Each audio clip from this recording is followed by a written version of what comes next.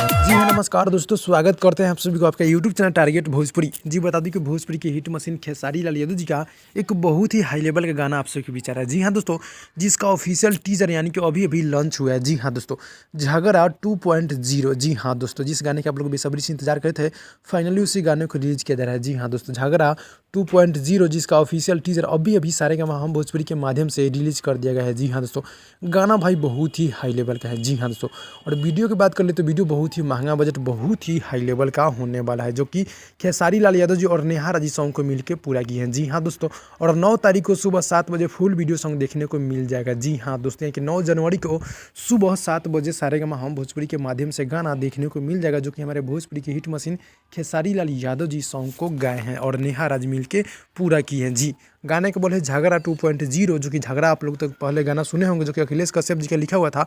और ये पूरा तरह से बवाल भाई सारेगामा हम भोजपुरी से आ रहा है, तो जाकर आप लोग देख लीजिएगा, जिसका ऑफिशियल टीजर आ चुका है और बहुत ही जल्द यानी कि 9 तारीख को सुबह 7 बजे फुल वीडियो सॉन्ग मिल जाएगा। मिलते हैं अगली वीडियो में, तब तक के लिए धन्यवाद।